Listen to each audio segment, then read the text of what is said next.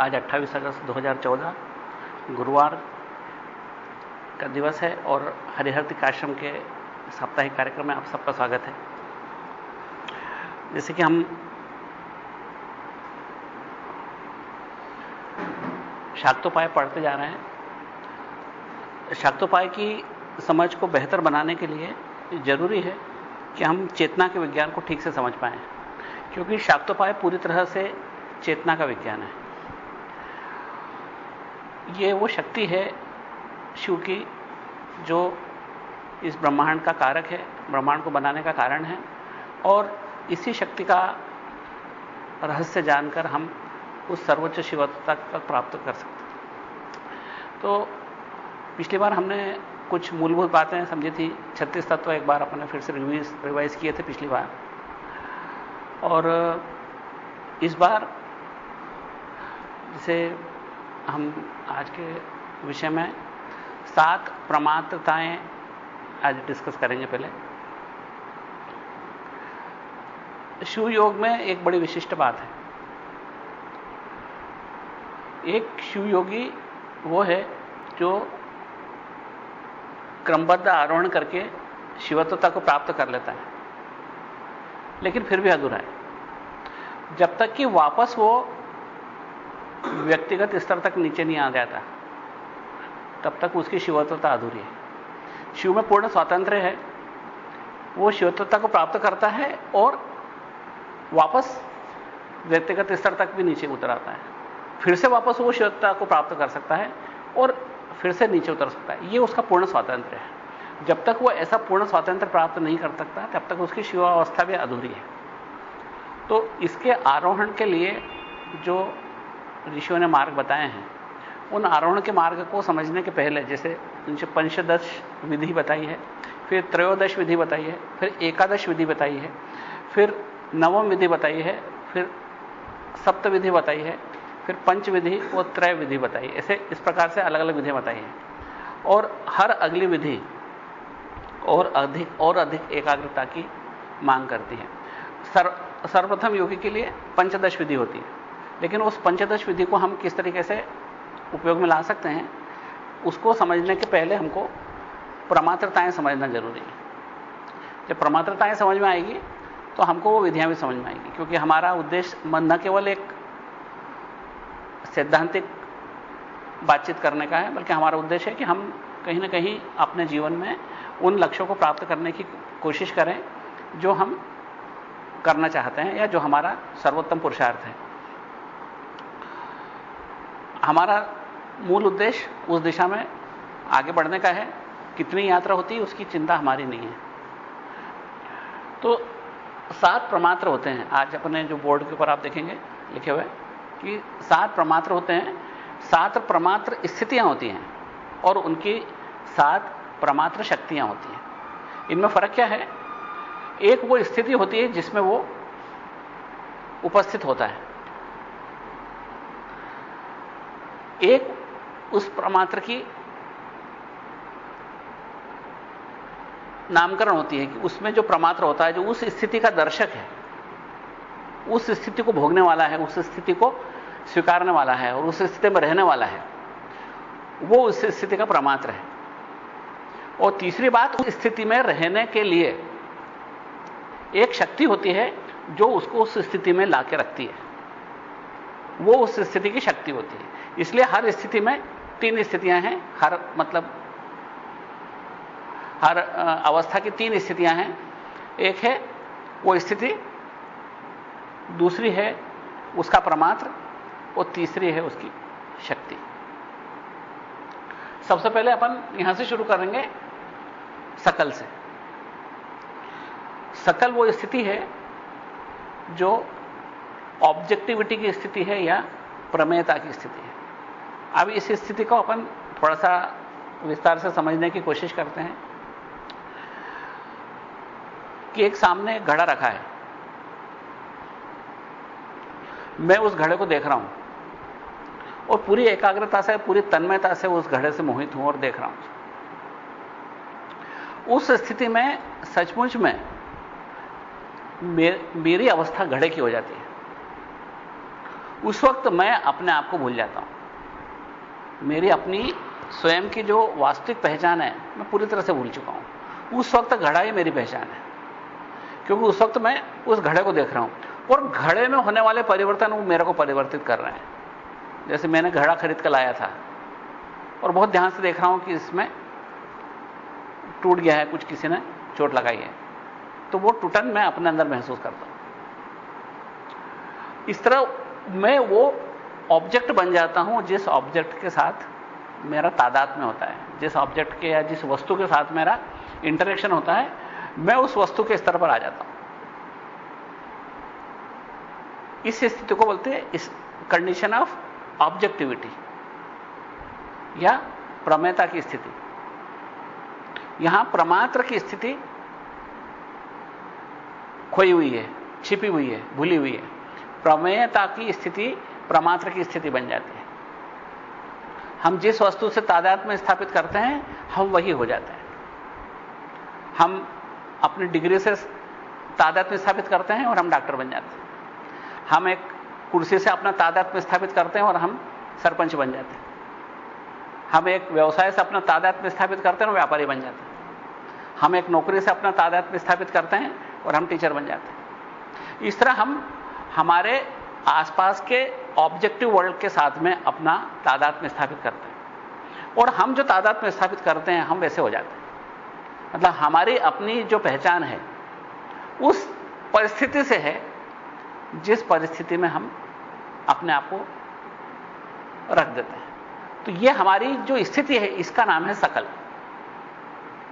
जो आज हमारी स्थिति है कि हम अपनी पहचान उन वस्तुओं से करते हैं जो हमारे आसपास है। आपको ये डॉक्टर साहब है, डॉक्टरी की डिग्री ना हो मेरे पास, तुम बोले विद्वान है, मेरी अकल चली जाए कहीं खोने, तो बोले इस मकान में रहने वाला है, मकान गिर जाए मेरा। अगर मेरे आसपास की सब वस्तुएं खो जाए तो मेरे को अपनी पहचान भूल जाऊंगा मैं कौन हूं, और आप भी भूल जाओगे कि मैं कौन हूं, क्योंकि मेरी सारी पहचान उन वस्तुओं से जुड़ी है, उस वातावरण से जुड़ी है जिसमें मैं रहता हूं। उसी का नाम है सकल, क्योंकि वो सकल अपने आप को भूल चुका है और वो सकल उन परिस्थितियों का गुलाम है, उन परिस्थितियों का पोषक है और परिस्थितियां उसकी पोषक है। उन परिस्थितियों के द्वारा उसकी पहचान होती है। अन्यथा अगर एक व्यक्ति जो आज सरपंच है, आप उसको सरपंच साहब बोलते, कल उसको पद से उतरना पड़ा है ना, उसके बाद में आपको अगर वहां काम भी पड़ेगा तो वो सरपंच साहब आप आपके कहीं काम के नहीं, क्योंकि उनकी वो पहचान जो थी वो उस कुर्सी की वजह से थी। इसलिए हमारी सकल परिस्थिति में जो सारी पहचानें हैं वस्तुओं से है, ऑब्जेक्ट से है। तो इसलिए इस स्थिति को बोलते हैं कंडीशन ऑफ ऑब्जेक्टिविटी या प्रमेयता की स्थिति। इसको हम बोलते हैं सकल। यह स्थिति पृथ्वी से पुरुष पर्यंत होती है। पुरुष यानी इंडिविजुअल, पृथ्वी यानी प्रतीक है, पृथ्वी, जल, अग्नि, वायु, आकाश, 5 ज्ञानेंद्रियां, 5 कर्मेंद्रियां, 5 तन्मात्राएं, इंटरनल ऑपरेटर्स, मन, बुद्धि, अहंकार, और प्रकृति और पुरुष। ये सब कुछ इस सकल के अंतर्गत आते हैं। सारे ये जो तत्व आपको गिनाए अभी, ये सारे सकल के अंतर्गत आते हैं। तो सकल का प्रमाता बेहोशी में जीता है, उसे अपनी स्वयं की पहचान, वास्तविक पहचान पूरी तरह से भूल चुका है। जब वो मटके को देखता है तो मटका बन जाता है, वो डिग्री को देखता है तो डॉक्टर बन जाता है, वो कुर्सी पर बैठता है तो सरपंच बन जाता है। उसकी सारी पहचान उन बाहरी चीजों से है, उसकी अपनी कोई पहचान नहीं। तो आपने उसको रामलाल बोला तो रामलाल बन जाता है, वास्तव में उसकी अपनी कोई पहचान ही नहीं है, वो अपने आप को भूल चुका है। और वही जो अपने आप को भूल चुका है वो है सकल। उसकी पहचान सापेक्षिक है, उसकी अपनी निरपेक्ष कोई पहचान नहीं, उसकी सापेक्षिक पहचान है। जो आप कहते हैं कि वो ऊपर वाला डब्बा निकालना, क्योंकि एक नीचे वाला है इसलिए वो ऊपर वाला डब्बा हो गया, उसको नीचे रख दिया था, अब उसको आप नहीं बोल सकते ऊपर वाला डब्बा, क्योंकि उसकी पहचान उससे थी जो एक डब्बे के ऊपर दूसरा डब्बा बैठा हुआ था, इसलिए उसकी पहचान उस डब्बे से थी जो निचले वाला डब्बा। अब निचले वाला डब्बा हटा दिया गया तब उसकी पहचान बदल गई, इसलिए उसकी कोई वास्तविक पहचान है ही नहीं। हमारी कोई अपनी वास्तविक पहचान नहीं। हम अगर आप पूछें क्या है तो हम अपनी वास्तविक पहचान भूल चुके हैं। हम उन चीजों से पहचाने जाते हैं जो हमारी बाहरी वातावरण है। हमको कोई नाम दे दिया गया, कोई पिताजी का नाम दे दिया गया, एक जात दे दी गई, एक धर्म दे दिया गया, एक गांव दे दिया गया, एक देश दे दिया गया, एक डिग्री दे दी गई, एक व्यवसाय दे दिया गया, और इन सब चीजों से हमारी पहचान बनती है। यह है कंडीशन ऑफ ऑब्जेक्टिविटी या प्रमेयता की स्थिति। इस स्थिति का साधक अपने को भूल चुका है। जब कुर्सी को देखता है तो कुर्सी की तरह व्यवहार करने लगता है, उसको कुछ नहीं मालूम रहता कि मैं कौन हूं, देखने वाला कौन है, उसको भूल जाता है। अब स्थिति के बाद है अगला प्रलयाकल।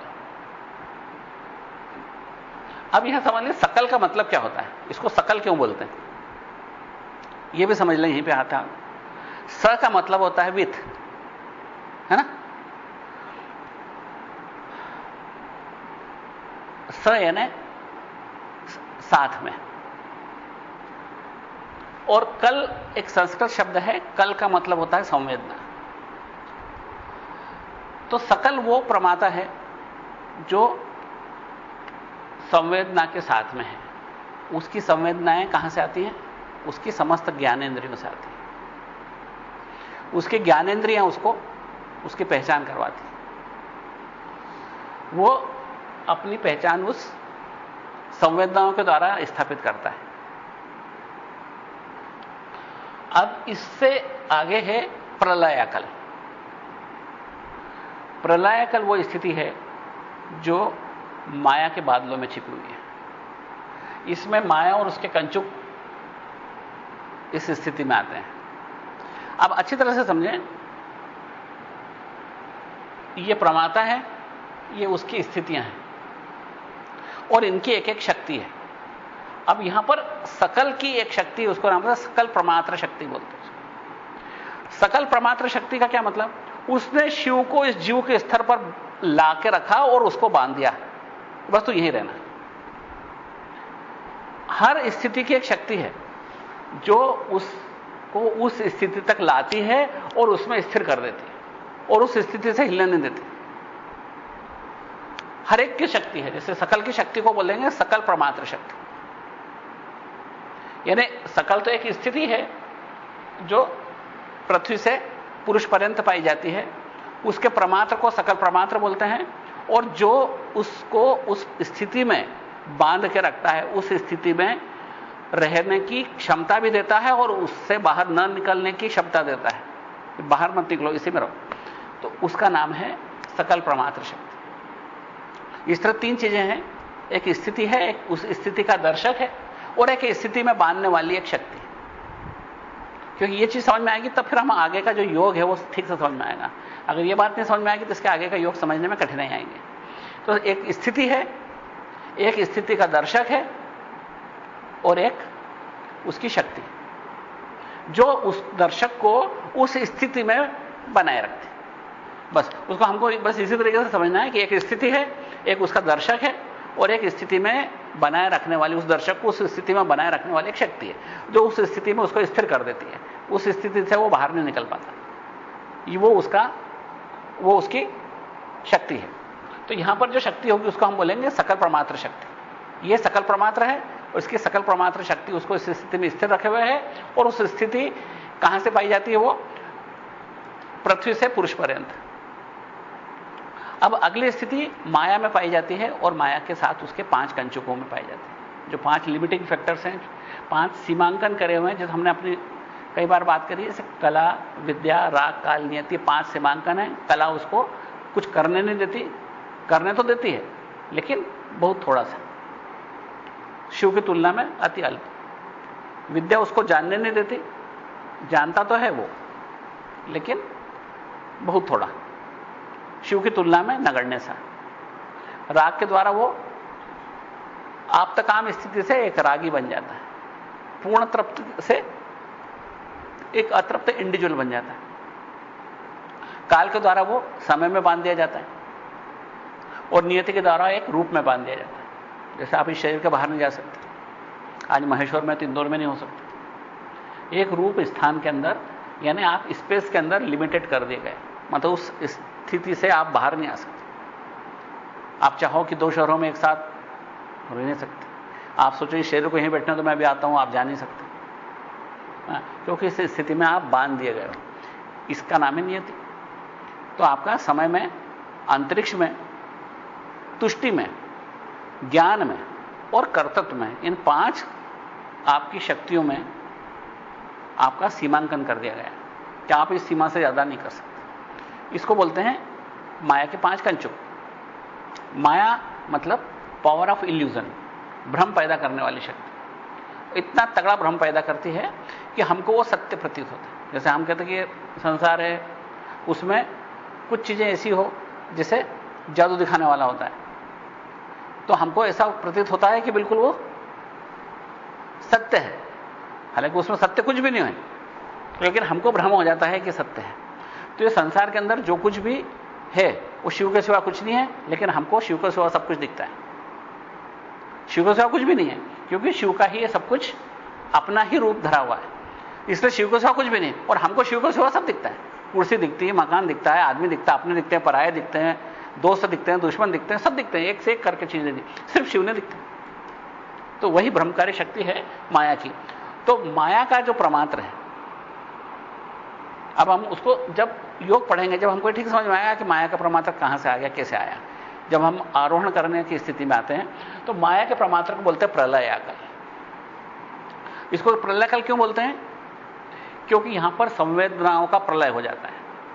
कल यानी, अभी अपन ने समझ लिया, कल यानी संवेदना, प्रलयाकल मतलब संवेदनाओं का प्रलय, जहां संवेदनाएं डिसॉल्व हो जाती है,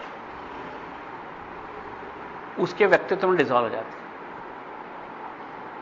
और इस जगह पर प्रलयाकल का प्रमाता, उसको बोलेंगे प्रलयाकल प्रमात्र, और इस स्थिति में रोकने वाली शक्ति को क्या बोलेंगे? प्रलयाकल प्रमात्र शक्ति। और प्रलयाकल का प्रमाता पूरी तरह से बेहोश मूर्छा में होता है। यहां पर उसका कोई होश नहीं होता है, यहां पर उसका पूरा सांसारिक होश है। लेकिन दोनों में फर्क, यहां पर तीनों मल हैं। आणोमल भी काम कर रहा है, कार्ममल भी काम कर रहा है, माईमल भी काम कर रहा है। हमने मलों को पढ़ा था जब, तो जाना था कि आणोमल जो हमको सीमित करे हुए है, जब उसको हम दीनहीन, गरीब, सीमित, असहाय, लाचार समझते हैं हम अपने आप को, और महसूस भी करते हैं अक्सर कि हम इस मामले में लाचार हैं, क्या कर लेंगे, है ना, ऐसा हम नहीं कर सकते, हमारी सीमाएं हैं। तो वो स्थिति है सकल की, उसमें आणोमल है, उसमें माईमल है। माईमल है ना, आपकी दृष्टि के अंदर शिव के सिवा सब दिख रहा है, ये माईमल है। और एक है कार्ममल, जो हमारी कर्मेंद्रियों से जुड़ा हुआ है, जो हम करते हैं जिस भावना से, उसके अनुकूल हम रिएक्शन इनवाइट करते हैं। जैसे हम कुछ करते हैं तो हम इस भावना से करते हैं कि हमको वो मिले। जैसे हम एक बंदूक चलाते हैं तो हम उम्मीद करते हैं कि टारगेट पे लगे और जिसको हम मारना चाहते हैं वो मर जाए। तो इस तरीके से हम एक एक्शन करते हैं और उस एक्शन के परिणाम को चाहते हैं। हम परीक्षा देते हैं, चाहते हैं हम पास हो जाएं। हम किसी को व्यंग करते हैं और चाहते हैं कि आहत हो जाए। किसी की तारीफ करते हैं और चाहते हैं कि वो प्रसन्न हो जाए। किसी को प्रताड़ित करते हैं और चाहते हैं कि ये दुखी हो जाए। इस तरह हम एक टारगेट को लेके कोई काम करते हैं और उसके फल को चाहते हैं। हम किसी को दान देते हैं और चाहते हैं कि भगवान हम पे प्रसन्न हो जाए। हम हनुमान जी को नारियल चढ़ाते, कहते हैं हमारा बच्चा पास हो जाए, हमको अच्छे नंबर मिल जाए। इस तरीके से हम जो कुछ भी करते हैं वो हमारे कर्ममल का जनक होता है। ये कहां से करते हैं हम? हमारी कर्मेंद्रियों से करते हैं। जो हमारी 5 कर्मेंद्रियां हैं उनके द्वारा हम कर्म करते हैं और कर्म फल इनवाइट करते हैं। आणवमल और माईमल ये हमारे इस शरीर के भीतर ही है, इंटरनल ऑपरेटर से जुड़ा हुआ है। और कर्ममल हमारे शरीर के बाहर है, क्योंकि हम कर्म बाहर करते हैं, अपने शरीर के बाहर कर्म करते हैं। विचारने से कर्ममल एक्टिव नहीं होता। मैं सोच लूं कि इसको एक थप्पड़ मारूंगा, उससे कर्ममल एक्टिवेट नहीं होता, वो सक्रिय नहीं होता। सक्रिय कब होता? जब मैं वास्तव में आपको थप्पड़ मार दूं। यानी ये कहां से होगा? ये वेखरी वाणी से सक्रिय होगा। कभी यह मध्यमा वाणी से पश्चंती वाणी से सक्रिय नहीं होगा। कार्ममल सक्रिय होगा जब एक एक्शन कर दी जाती है, जब कोई निर्णय ले लिया जाता है और उसके अकॉर्डिंगली या उसके अनुसार आपने एक्शन कर ली, तो वो कार्ममल सक्रिय होता है। मैं सोचूं कि मैं परीक्षा नहीं दूंगा, उससे फेल नहीं हो जाओगे आप, बाद में परीक्षा देने बैठे तो पास हो सकते हो। इसलिए आपके सोचने से कुछ नहीं होगा। लेकिन माईमल और आणोमल ये आपके विचारों से संबंध रखते हैं, आपके मान्यताओं से संबंध रखते हैं, आपके इंटरनल अपरेटस से, मन बुद्धि अहंकार से संबंध रखते हैं। तो सकल में तीनों मल हैं, सकल के प्रमात्र के साथ में तीनों मल जुड़े हुए हैं। माईमल भी जुड़ा है, कार्ममल भी जुड़ा है, और इन दोनों का जनक आणोमल भी जुड़ा हुआ है। लेकिन ये प्रलय कल के प्रमात्र में एक मल कम हो गया या निष्क्रिय हो गया। प्रकल के दृष्टिकोण से कार्ममल गायब हो गया, यहां पे कोई कार्ममल नहीं है, यहां मात्र आणोमल और माईमल कार्यरत है और कार्ममल गायब हो गया। यह हमेशा मूर्छित अवस्था में होता है, विचारहीन शून्यता में होता है प्रलयकल का, क्योंकि यहां पर सारी संवेदनाएं विलीन हो चुकी हैं।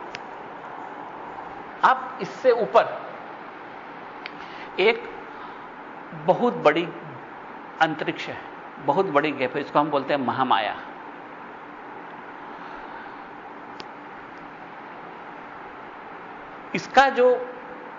इसको हम अर्ध तत्व बोलते हैं, इसको तत्व की गिनती में नहीं लेते हम महामाया को।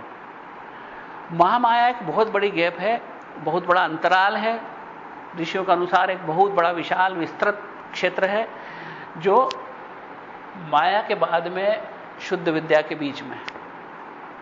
हम अभी तक समझते हैं माया, माया के बाद शुद्ध विद्या, जैसे शिव शक्ति, सदाशिव, ईश्वर, शुद्ध विद्या, उसके बाद माया आ गई। पर उस माया और शुद्ध विद्या के बीच में एक बहुत बड़ा अंतराल है, उस अंतराल को हम महाशून्य बोलते हैं, और वो है महामाया।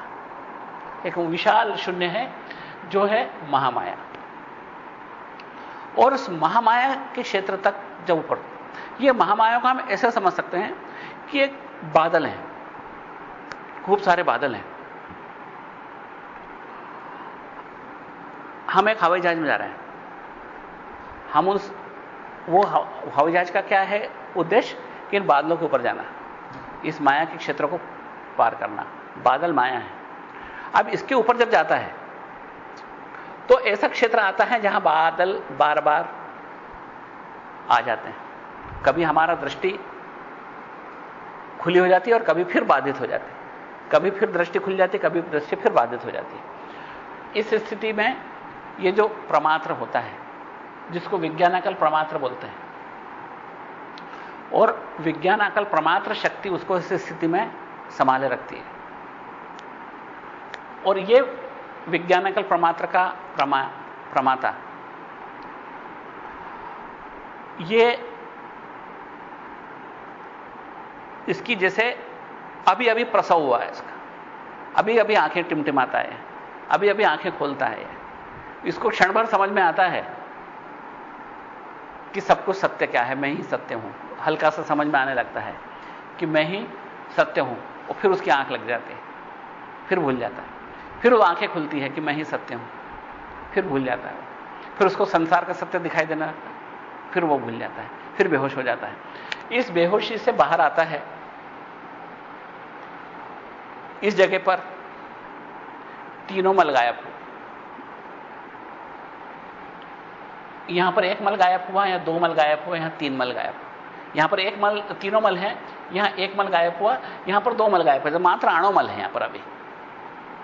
अभी आणोमल है यहां पर, लेकिन कार्ममल और माईमल गायब हो गए। माईमल के गायब होते से उसको सत्य के दर्शन होते हैं। आप कल्पना कीजिए, जब अब मेरे को शिव शिव दिखाई देने लगेगा, जो माईमल के कारण नहीं दिखाई दे रहा है, तो मेरी दृष्टि खुलने लगेगी। जब मुझे दिखने लगेगा कि हाँ हाँ, अरे नहीं, जिसको मैं मकान समझ रहा हूं वो भी शिव है, जिसको मैं दुश्मन समझ रहा हूं वो भी शिव है, जिससे मैं प्रतिस्पर्धा कर रहा हूं वो भी शिव है, जिन विचारों को मैं अच्छा समझ रहा था वो भी शिव है, और जिनको बुरा समझ रहा था वो भी शिव है, जिनको मैं नेगेटिव समझ रहा था वो भी शिव है, जो पॉजिटिव समझ रहा था वो भी शिव। तो ये मुझे जब शिव के सत्य के दर्शन होने लगते हैं, टिमटिमाती मेरी आंखें, उस समय मुझे विज्ञानकल प्रमात्र की स्थिति पहुंचते, इससे ऊपर उठते हुए विज्ञानकल प्रमात्र की स्थिति में पहुंच जाता है।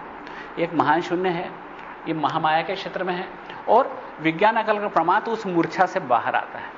अब उसका शुद्ध मार्ग में, शुद्ध विद्या में प्रसव होने वाला है। यहां पर एक कह सकते हैं जैसे प्रसव वेदना शुरू हो गई उसकी, क्योंकि अभी तक वो गर्भ में था, महामाया के गर्भ, माया के गर्भ में था।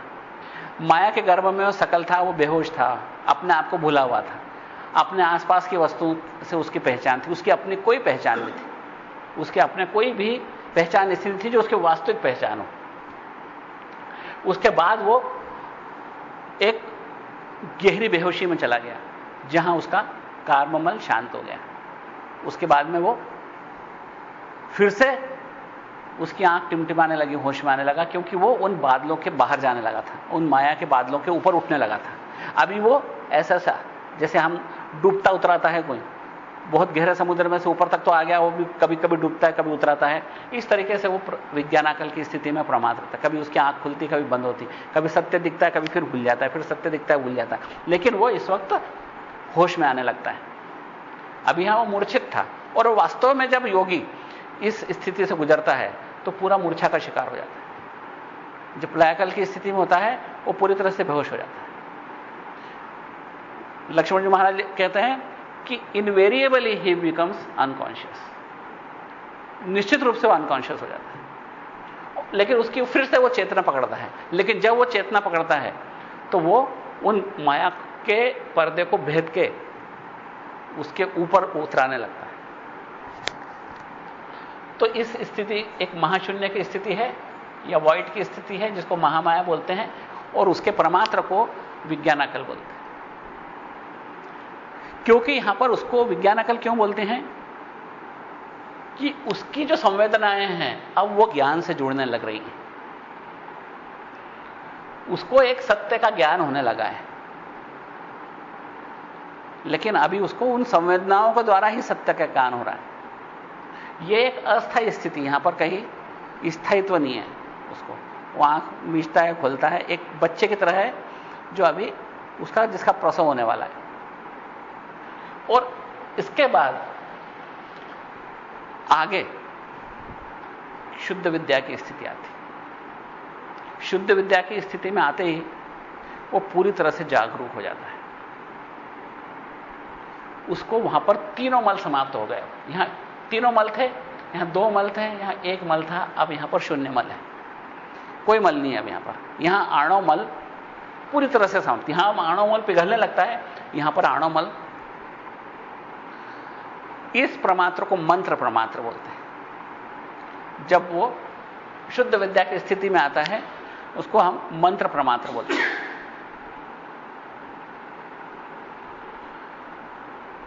ये मंत्र शब्द मनन से आता है, और त्र से त्राण का मतलब होता है। त्राण मतलब रक्षा करना ना। जब उसको अपने शुद्ध स्वरूप का, इस ब्रह्मांड के शुद्ध स्वरूप का ज्ञान होने लगता है तो वो मंत्र प्रमात्र कहलाता है। और इस स्थिति में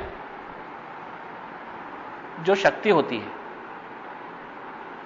वो मंत्र प्रमात्र शक्ति कहलाती है। मंत्र प्रमात्र शक्ति उसको इस स्थिति में रखती है, योगी को इस स्थिति में बांधे रखती है। यह स्थिति बावजूद इसके कि अब उसकी आंखें खुल गई है, यह स्थिति अस्थायी है। थोड़ी सी देर आंखें खुलती हैं, उसको पूर्ण ज्ञान का प्रकाश उसको दिखाई देने लगता है, जैसे उन बादलों के और ऊपर चला गया। लेकिन वो फिर बार बार उसको भूल जाता है, फिर भूल जाता है, फिर आंखें खुलती हैं। इसकी सजगता स्थिर नहीं है। अब हर स्थिति का एक मंत्र है।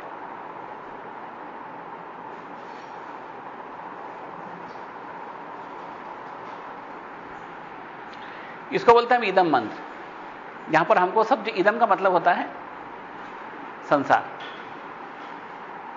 संस्कृत में इदम का मतलब होता है धिस, THIS, दिस, यह।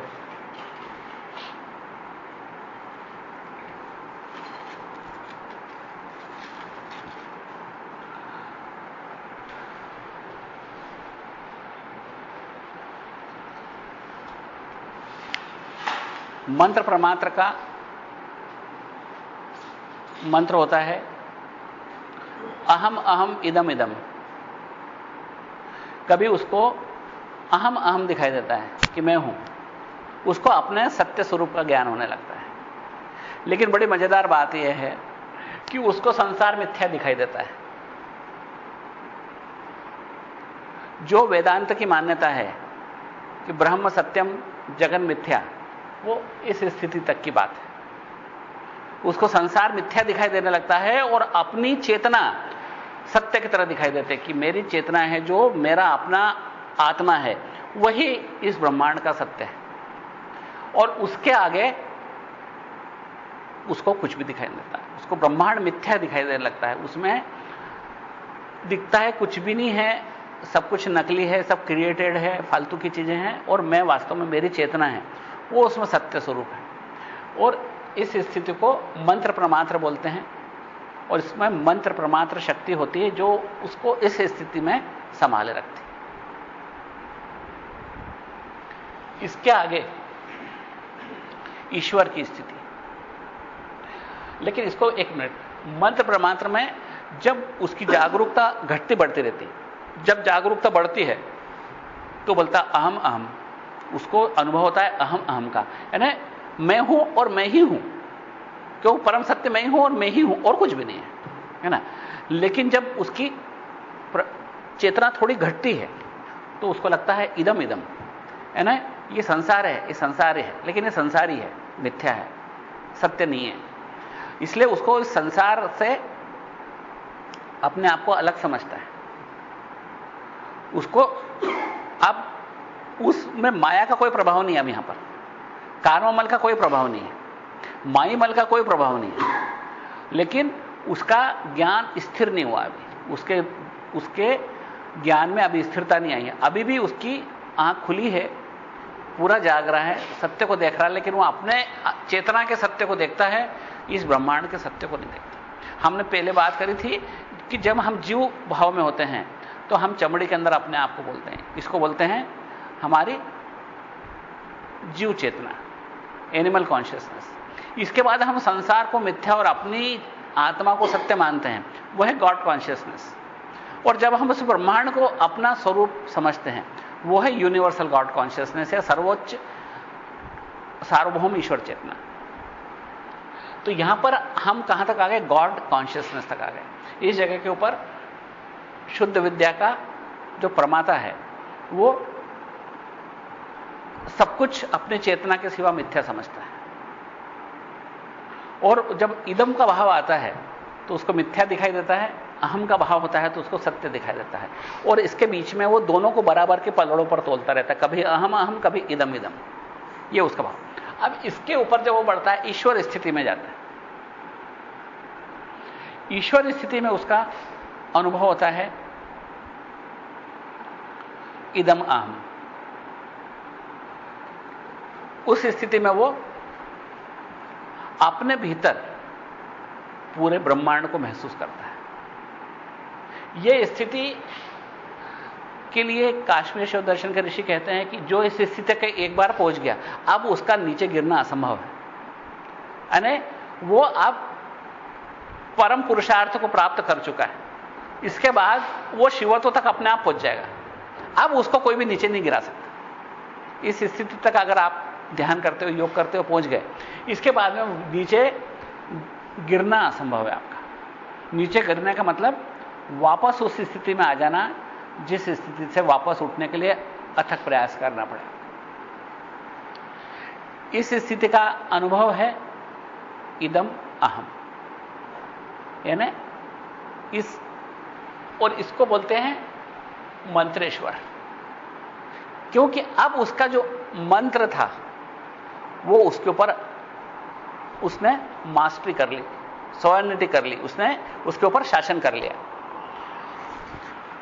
वो मंत्र अब उसका, वो अनुभव उसका गुलाम हो गया, उस अनुभव का वो स्वामी हो गया कि ये ब्रह्मांड और मैं, मेरे भीतर ब्रह्मांड है, मेरे अंदर ब्रह्मांड है। ये उसको गहराई से बोध हो गया कि ब्रह्मांड मेरे भीतर है, तो उसको अपने और विस्तृत सत्य के दर्शन हो गए। तो इस स्थिति का नाम है मंत्रेश्वर, और इस स्थिति में स्थिर करने वाली शक्ति का नाम है मंत्रेश्वर प्रमात्र शक्ति। अब इस स्थिति से वो आगे बढ़ता है, इससे और ऊपर उठता है। उस स्थिति में उसका अनुभव हो जाता है अहम इदम। अभी उसके ब्रह्मांड अपने भीतर महसूस हो रहा था उसको, लेकिन अब वो पहुंच गया कहां? सदाशिव के स्तर पर। इस स्थिति को मंत्र महेश्वर बोलते हैं। वो शिव के तुल्य हो गया, शिव के बराबर बैठ गया, जाके शिव तुल्य हो गया। उस स्थिति में उसकी स्थिति हो जाती है सदाशिव की, और उसको बोलते हैं मंत्र महेश्वर परमात्मा। उसका अनुभव है अहम इदम। अब उसको सारा ब्रह्मांड भी दिखाई दे रहा है और स्वयं भी दिखाई दे रहा है, और उस ब्रह्मांड में वो स्वयं की चेतना को देखता है। पहले वो अपने अंदर ब्रह्मांड को देख रहा था ईश्वर स्थिति में, अब वो ब्रह्मांड को उसी स्थिति में देखता है जिस स्थिति में है, और उस स्थिति में वो ब्रह्मांड में अपनी चेतना के दर्शन करता है। अंतरिक्ष में भी, समय में भी, और पदार्थ में भी। इन तीनों जो यूनिवर्सल एंटिटीज हैं, तीनों, समय, अंतरिक्ष और पदार्थ, तीनों में उसको अपनी चेतना दिखाई देती है कि मेरी चेतना से इन तीनों का आविर्भाव हुआ है। मेरी चेतना और मेरी चेतना के सिवा और कुछ भी नहीं है, ये सब कुछ ब्रह्मांड में। इसलिए उसको पूर्ण ज्ञान, उसका सदाशिव स्थिति में उसका ज्ञान पूर्ण हो जाता है, और वो शिव अवस्था को प्राप्त हो जाता है। अब अगली अवस्था है शिव अवस्था। तो अब सदाशिव अवस्था में और शिव अवस्था में क्या फर्क है? शिव अवस्था हमारा टारगेट है, अंतिम है, फाइनल टच है, फाइनल बिंदु है, जिस अवस्था के बाद में और आगे कोई अवस्था नहीं है। विक्टोरिया टर्मिनस है, वहां पर कोई और ब्रिज नहीं है। क्यों? कि वहां पर जाने के बाद में आपको और कहीं आगे जाने की जगह नहीं बची। वो एक शिखर बिंदु है शिव अवस्था। शिव अवस्था में और सदाशिव अवस्था में ध्यान से समझो, एक बारीक फर्क है। यहां पर वो ब्रह्मांड में स्वयं की चेतना को देखता है, यानी वो ब्रह्मांड को तो देख रहा है, उसके लिए ब्रह्मांड निर्मित है, उसके लिए ब्रह्मांड का अस्तित्व है। मतलब बारीकी से फिर भी दो चीजें हैं, एक मैं हूं और एक ब्रह्मांड है। मतलब उसको एक निर्मित ब्रह्मांड में अपनी चेतना को देख रहा है, लेकिन ब्रह्मांड को तो देख रहा है। इसलिए वहां पर एक ब्रह्मांड है और एक उसका प्रमात्र है। उस प्रमात्र का नाम मंत्र महेश्वर है, और एक निर्मित है संसार या यूनिवर्स, जिसमें वो अपनी स्वयं की चेतना को इंटेंगल्ड देख रहा है कि मेरी चेतना का विकास है। मतलब उसे जानता है कि मैं हूं और मेरा विकास है। यहां पर बारीकियों से द्वैत अभी भी बचा हुआ है, एक बारीक द्वैत बचा हुआ है कि एक ब्रह्मांड है और मैं हूं। और शिवावस्था में अवस्था भी शिव है और उसका दर्शक भी शिव है। उस जगह पर एक बिंदु स्वरूपता है जहां पर कि न कहीं ब्रह्मांड है न कहीं प्रमात्र है, वरन वहां पर दोनों चीजें आके मिल गई, जो अलग अलग दिशाओं से आ रही थी, लेकिन यहां पर आकर एक जात हो गई। अब इस जगह पर न कोई ब्रह्मांड है, न कोई उस ब्रह्मांड का दर्शक है, न वहां पर कोई मंत्र है, कोई मंत्र नहीं है। और वहां पर क्या है? एक चिर शांति है, चित्त आनंद, वहां पर पूर्ण विश्राम है। हर जगह के ऊपर हल्ला है, हर जगह पर एक मंत्र है, हर जगह पर एक जुड़ाव है। तो ब्रह्मांड और मैं, और मेरे और ब्रह्मांड के बीच में दूरी भी कम होती जाए और भेद भी कम होता जाए। और शिव अवस्था के पहले सदाशिव अवस्था में वो भेद करीब करीब समाप्त हो गया, ब्रह्मांड का और मेरी चेतना का भेद करीब करीब समाप्त हो गया। लेकिन फिर भी बारीक अवस्था में भेद था, क्योंकि उस वक्त भी ब्रह्मांड था, उस वक्त भी एक मंत्र था जो अनुभवकर्ता का मंत्र था कि इस ब्रह्मांड में मेरी ही चेतना मेरे को दिखाई दे रही है। लेकिन वहां पर शिव अवस्था में न कोई ब्रह्मांड है न कोई ब्रह्मांड को देखने वाला है, क्योंकि वो अकेला ही है, वो स्वयं ही है, और उसका मंत्र है अहम। बस अहम, उसमें कोई तरह का कुछ नहीं, अहम के सिवा कुछ भी नहीं। ईश्वर स्थिति में क्या था? इदम अहम, यानी मेरे भीतर ब्रह्मांड है। सदाशिव अवस्था में सारा ब्रह्मांड है, उसमें मेरी चेतना विकसित दिखाई दे रही है। और शिव में अहम, यानी वो शांत स्वरूपता है, बस मैं हूं, बस हूं, कोई डिस्कशन नहीं, कोई बातचीत नहीं, कोई अनुभव की बात नहीं, क्योंकि वहां पर अनुभव करने के लिए अनुभव करने वाली चीज की भी जरूरत होती है। कि मैं अनुभव करूं तो किसका? एक चीज होना चाहिए जिसका मैं अनुभव करूं। जैसे मैंने आपके आनों का अनुभव करा तो आप अलग हो, मैं अलग हूं। वहां शिव का अनुभव एक ही है, मैं हूं, और वह आनंद में हूं। वो आनंद स्वरूपता ही उसका अनुभव है, उसका विमर्श वो ही उसका अनुभव। और उसके विमर्श में क्या है? आनंद शक्ति। उसके विमर्श में दो चीजें मुख्य है, चैतन्य और आनंद। जब तक वो महेश्वर स्थिति में है, जब तक उसके मात्र दो ही शक्तियां हैं, चेतन और आनंद। चेतन मतलब वो निर्जीव नहीं है, वो कॉन्शियस है, पूरी तरह से जागरूक है, और वो पूर्ण आनंद में है। जो ब्रह्मांड का सारा आनंद इकट्ठा कर लो, एक बिंदु पर लाके टिका दो। हमको छोटे छोटे बिंदु स्वरूप आनंद के अंदर ही हम तो खो जाते हैं, उसमें पागल हो जाते हैं उस आनंद को। वो सारा ब्रह्मांड का सारा आनंद एक साथ लाके एक बिंदु पर टिका दो, वो आनंद है उसके पास, क्योंकि सारे आनंद का स्रोत उसी से है। और अब उस आनंद का लॉजिक भी है, क्योंकि हमारे आनंद में क्षणिकता है, हमारे आनंद में विरोध है, हमारे आनंद का रोक है। क्योंकि हमको जो भी आनंद प्राप्त होता है माया के क्षेत्र में, उस आनंद की सीमा है। उस सीमा के अंदर ही हम आनंद को प्राप्त कर सकते हैं, हम असीम आनंद प्राप्त नहीं कर सकते। जो वासनाजन्य आनंद है वो भी ससीम है, उस सीमा के बाद वो आनंद देना बंद कर देता है, और वो राग वो फिर से उसकी इच्छा पैदा करता है। हम खाना भी खाते हैं, पेट भर जाता है, इच्छा खत्म हो जाती है, दूसरे दिन फिर भूख लग जाती है। इस तरह हम बार बार उस चक्र में गोल गोल घूमते रहते हैं, क्योंकि हमारा वो आनंद क्षणिक है। उस आनंद के दर्शन होते हैं भोजन करने के, और फिर वो आनंद खो जाता है, फिर आनंद के दर्शन होते हैं, फिर वो आनंद खो जाता है। इसमें आगे हम और भी कुछ अच्छी चीजें पढ़ेंगे, बड़ी काम की हैं, कि जब इस क्षणिक आनंद से भी हमारा जो सरोकार होता है, जैसे मेरे को बहुत भूख लग रही है और भोजन आया, और मेरा पहला स्पर्श उस भोजन के साथ हुआ, उसके साथ में अपनी चेतना को सर्वोच्च स्थिति तक ले जा सकता हूं। बहुत प्यास लग रही है और ठंडा जल पीने को मिला, उसकी पहली बूंद के साथ, उस पहली बूंद के स्पर्श के साथ ही मेरी चेतना को सर्वोच्च स्थिति तक ले जा सकता। यह क्रम विद्या है, और इसके योगी को कौलिक बोलते हैं, और इस विद्या का नाम है कामकला।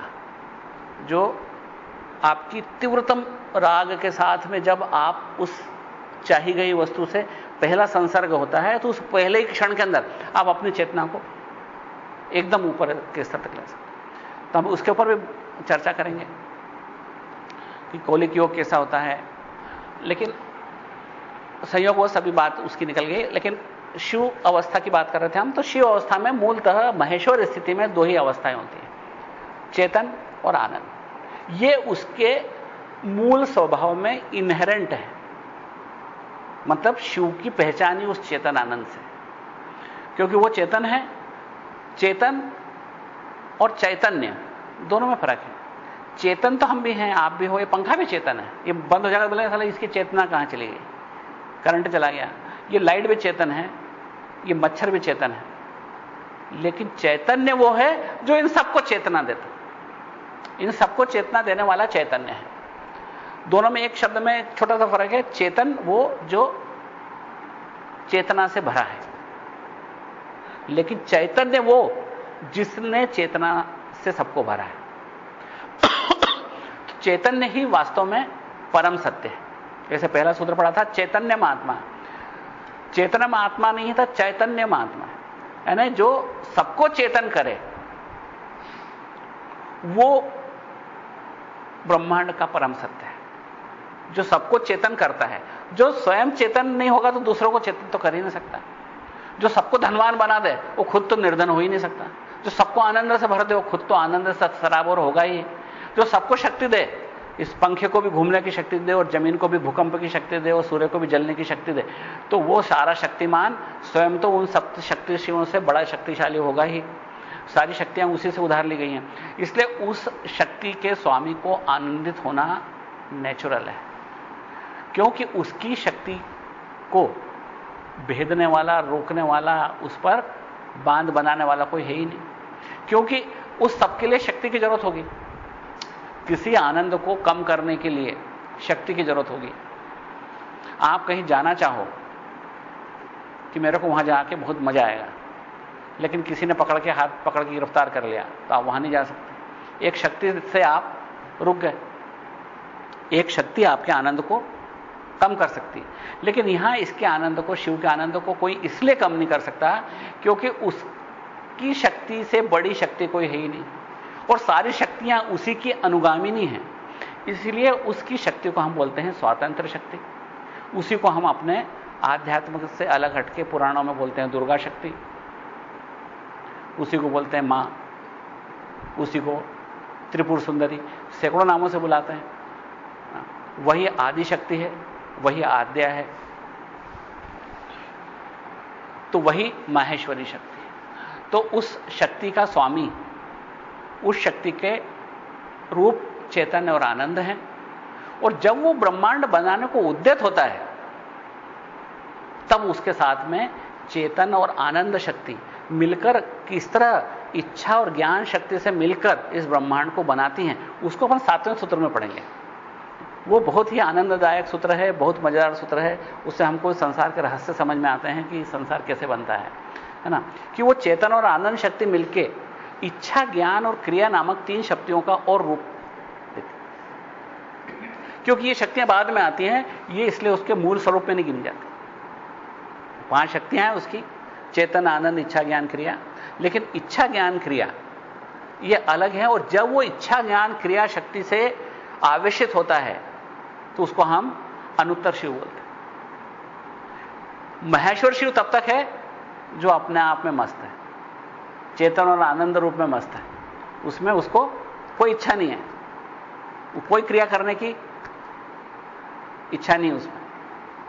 और उस वक्त वो जब सब कुछ अपने में समेटता है, जब ब्रह्मांड का प्रलय करता है, सारा ब्रह्मांड वापस जिस प्रकार से ऑसिलेटरी मूवमेंट करते हुए बाहर जा रहा है वैसे मूवमेंट करते हुए अंदर आ जाता है।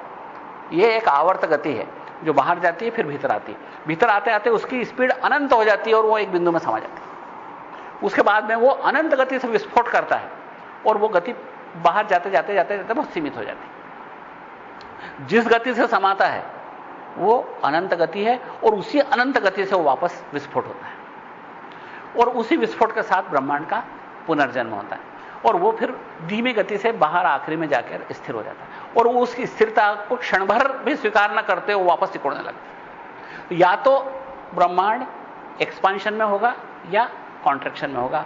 ब्रह्मांड कभी स्थिर नहीं रहता, वो क्षण भर भी वो ब्रह्मांड स्थिर नहीं है।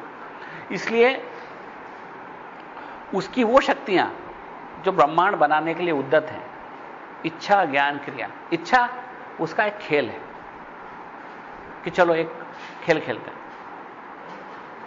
और उस खेल के लिए उसको इन 2 और शक्तियों की जरूरत पड़ती है, ज्ञान और क्रिया शक्ति। जब यहां पर आप जैसे आदमी को बनाया तो उसने ज्ञान शक्ति और क्रिया शक्ति दोनों दी उसने। ज्ञान शक्ति से वो आपका पुरुष बना और क्रिया शक्ति से आपकी प्रकृति बनी। इस तरह कैसे बनती उसको हम 7वें सूत्र में पढ़ेंगे और वो बहुत ही मजेदार सूत्र है। लेकिन अभी फिलहाल हम शिव का स्वरूप पहुंच रहे हैं क्योंकि यहां से हमने शिव स्वरूपता तक की छलांग लगा दी कि सकल से लेके शिव स्वरूपता कैसे प्राप्त करें। उसकी विधि हम बाद में पढ़ेंगे। इस योग को कैसे करेंगे ताकि हम यहां से यहां, यहां से यहां, यहां से यहां होते चले जाएं, है ना। कैसे हम 15 विधि करेंगे, 13 विधि करेंगे, 11 विधि करेंगे, इन विधियों को हम इसके बाद पढ़ते हैं। क्यों उन विधियों का रहस्य पढ़ेंगे। करना तो आपको ही है, स्वयं जितना करोगे, लेकिन हम रहस्य तो जाने कि इन रहस्यों में क्या है। 15 विधि कैसे है, 13 विधि कैसे, 11 विधि कैसे है, 9वीं विधि। इस तरीके से 2-2 के घटने से कैसे ये विधियां अलग अलग स्वरूप लेती हैं और एक से उत्तरोत्तर थोड़ी गहराई से कठिनता में होती चली जाती हैं। तो ये स्थिति में हम शिव की मूल स्थिति है महेश्वर की स्थिति, मंत्र महेश्वर है सदाशिव, और उसके बाद महेश्वर। और महेश्वर की स्थिति है महेश्वर शिव की जब वो पूरी तरह से बिंदु स्वरूप संकुचित हो गया, एक बिंदु में आ गया, उसकी सारी शक्ति उस बिंदु में समा गई, वो पूरी तरह से आनंद मग्न है, पूरी तरह से चेतन और आनंद स्वरूप है। उस स्वरूप को हम माहेश्वर शिव बोलते हैं। जैसे ही उसके अंदर फिर से एक्सपांशन की स्थिति आती, हम उसको फिर अनुत्तर शिव बोलते हैं, क्योंकि अनुत्तर शिव बोलने के लिए कोई और चाहिए जो उसको अद्वितीय का है, क्योंकि द्वितीय की कोई संभावना हो, वो ब्रह्मांड बनने के साथ ही संभावना पैदा होती है, उसके पहले संभावना कोई है ही नहीं। वो जब है और कुछ नहीं और ना उसकी कोई इच्छा है, उस समय वो माहेश्वर शिव है।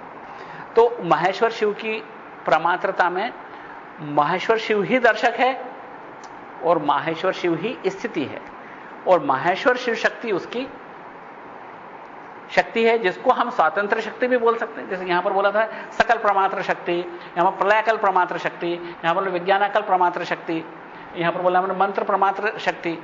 ऐसे ही उसकी माहेश्वर प्रमात्र शक्ति है, और उसी का नाम परावाणी है, उसी का वर्ण संविद है, उसी का नाम पार्वती है, दुर्गा है, आद्या है, उसी का नाम स्वातंत्र शक्ति। हम यहां पर हमारा जो टेक्निकल वर्ड है इस जगह पर अब उस मां को संबोधित करने का है, उसका नाम है स्वातंत्र शक्ति।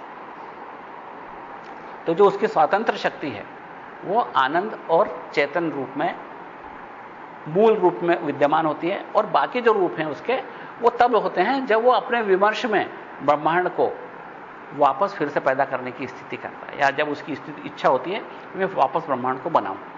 ठीक है ना। तो ये हमने इसके आरोहण को पढ़ा। लेकिन इस आरोहण के बाद में योगी अगर नीचे उतरने में असमर्थ है, वापस सकल की स्थिति तक नहीं आ सकता, तो अभी वास्तविक शिवात्वता को प्राप्त नहीं हुआ। क्योंकि शिवात्वता या शिवमयता तब ही सार्थक होती है जब उसके पास एक स्वातंत्र्य होता है। अगर वो ऊपर चढ़ सकता है तो नीचे भी उतर सकता है, और अगर नीचे उतर सकता है तो फिर से ऊपर चढ़ सकता है। अगर फिर से वो इंडिविजुअल बन सकता है तो फिर से शिव बन सकता है, और फिर से शिव बनता तो फिर से इंडिविजुअल बन सकता है। इसलिए उस ब्रह्मांड की दौड़ में अब उसको कोई नहीं रोक सकता। उसकी मर्जी आएगी जीव बन जाएगा, उसकी मर्जी आएगी तो प्रलयकल या विज्ञानकल या मंत्र की स्थिति में जाके खड़ा हो जाएगा, क्योंकि वो पूरे ब्रह्मांड का इकलौता मालिक है। वो अगर तुम कह के नहीं शिवा तो तब तक पहुंच गया, वो शिव स्वरूप था, अब वो नीचे नहीं उतर सकता, तो फिर वो शिव है ही नहीं। क्योंकि शिवात्वता तभी सिद्ध होगी जब वो पूर्ण स्वतंत्रता होगी। शिव में और जीव में एक फर्क है। शिव ने जब जीव स्वरूप लिया तो वापस शिव स्वरूपता जाने का रास्ता भूल गया, लेकिन शिव ने कभी जीव तक जाने की या वापस आने की रास्ता कभी नहीं भूलता, वो है ना, क्योंकि वो परम स्वतंत्र है। वो जब वापस यहां तक आ सकता है तो ऊपर भी जा सकता है, और ऊपर जा सकता है तो वापस नीचे बैसा, यानी पूरी दौड़ लगा सकता है यहां से वहां तक। पूरे ब्रह्मांड 36 तत्वों में वो पूरी स्वतंत्रता से आ जा सकता है। तो जो स्वतंत्रता से आ जा सके वो शिव, और जो अपनी स्थिति से बाहर न आ सके वो जीव, क्योंकि जीव को वो शक्ति बांध लेती है। सकल प्रमात्र शक्ति उसको सकल स्थिति में बांध लेगी, वो सकल से आगे नहीं बढ़ पाता। अब वो उसके लिए उसी शक्ति का उपयोग करके, ध्यान करके जब आगे बढ़ता है तो प्रलयकल की स्थिति में बेहोश हो जाता है जाके, और इस बेहोशी के बाद जब उसकी फिर आंखें खुलती है तो फिर वो विज्ञानकल की स्थिति में आता है। तो वहां पर वो फिर एक शक्ति उसको बांध लेती है, विज्ञानकल प्रमात्र शक्ति। वो उस शक्ति के साथ फिर से उसी शक्ति का उपयोग करता है और फिर आगे बढ़ता है, क्योंकि यहां पर शक्ति का विरोध नहीं कर सकते आप, यहां पर इस शक्ति का उपयोग करना है। शाक्तोपाय का मतलब है कि वो हमारी शक्तियां जिनसे हम घिरे हैं, जिनसे हम बने हैं, जो हमारे नियंता है, जो हमारे शासक है, उन्हीं शक्तियों का उपयोग करके हम अपनी शिवत्वता को प्राप्त करें। क्योंकि हमारे पास उसका विरोध करने की तो शक्ति है ही नहीं, क्योंकि हम जिस शक्ति से भी विरोध करेंगे उससे बड़ी शक्ति पहले सामने खड़ी है। तो माया शक्ति पूर्ण स्वतंत्रता की शक्ति है, उससे लड़ के आप कभी भी पार नहीं पा सकते। इसका एक गहरा संदेश जो गुरुदेव बताते हैं कि अब तुमको क्या समझ में आ गया कि माया से लड़के तुम माया के पार नहीं जा सकते?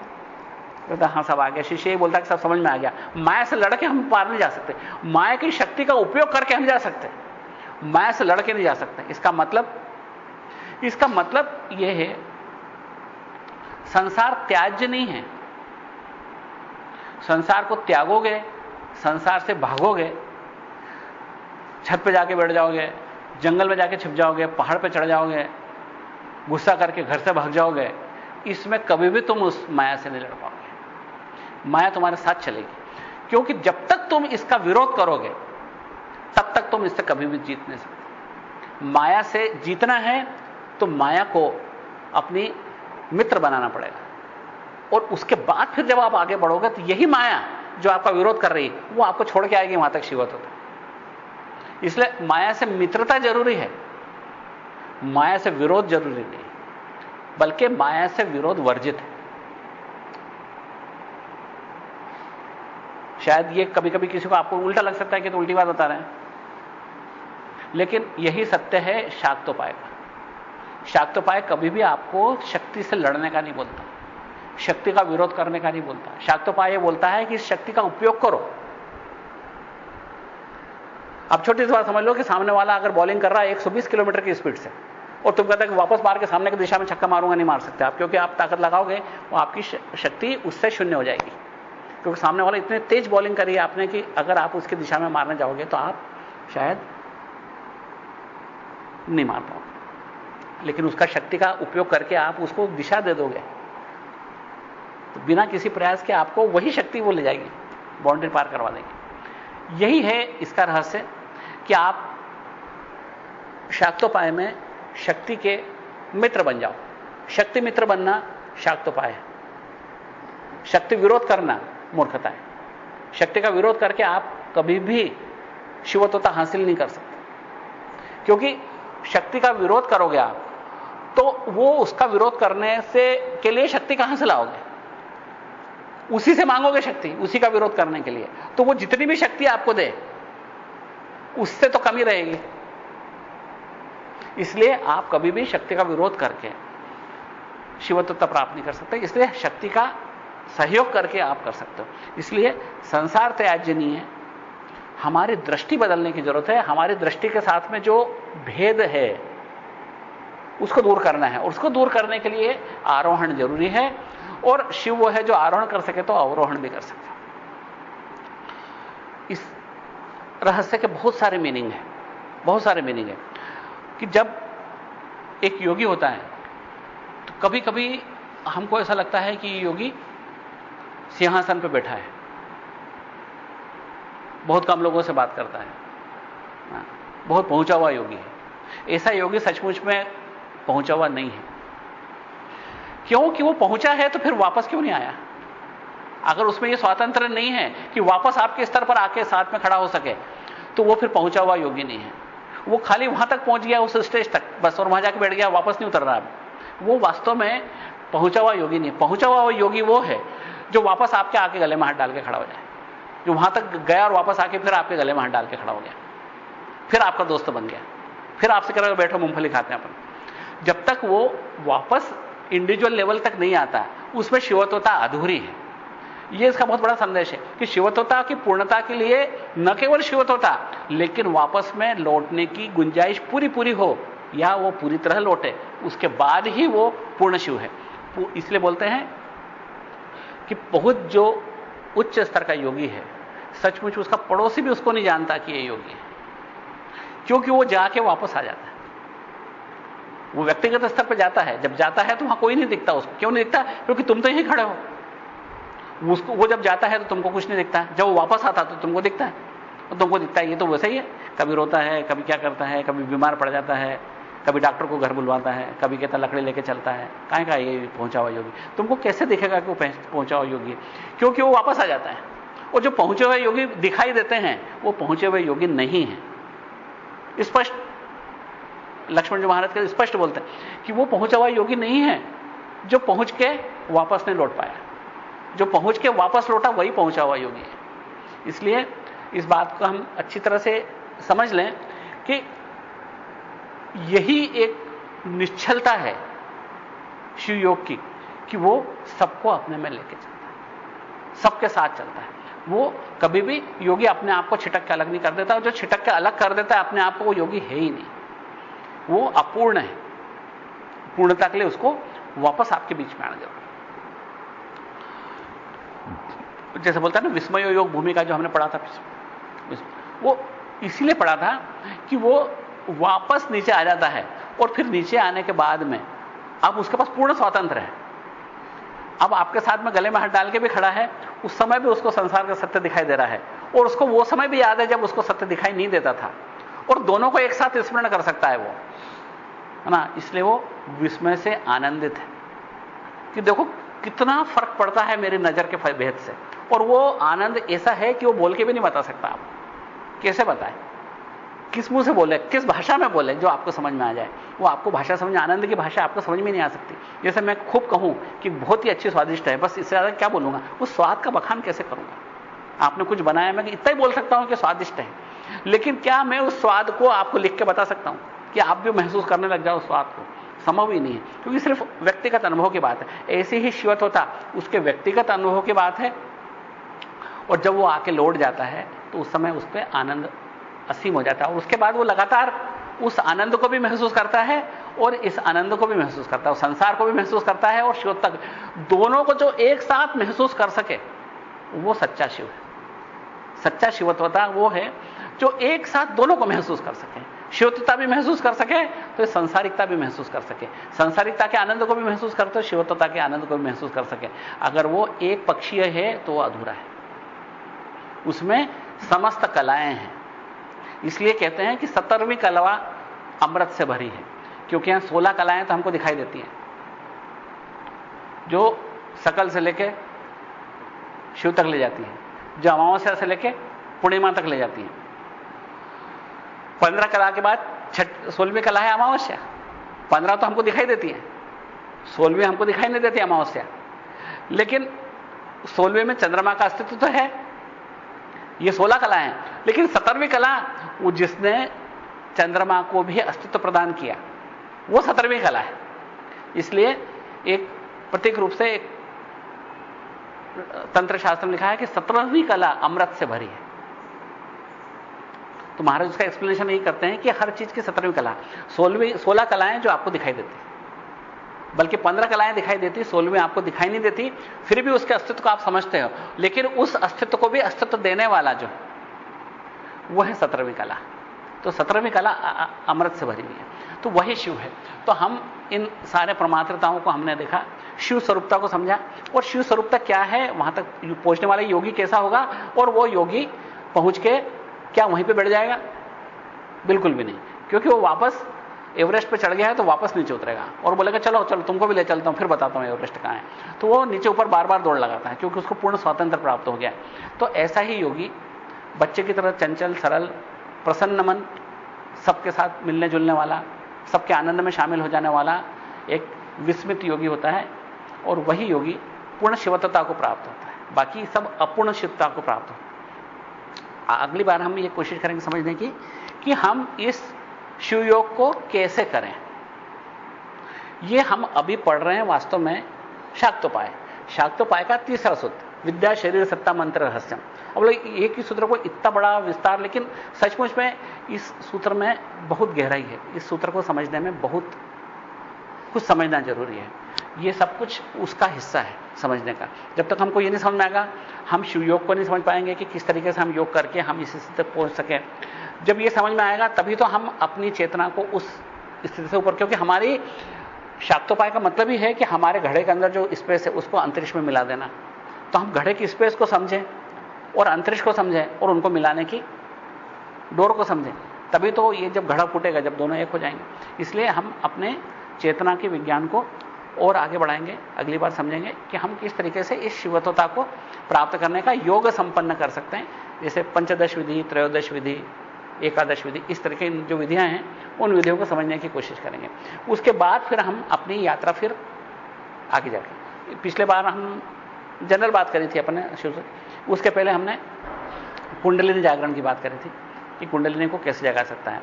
अगर सबकी इच्छा होगी तो उस बारे में हम एक संक्षिप्त चर्चा एक गुरुवार को और भी कर सकते हैं कुंडलिनी के बारे में।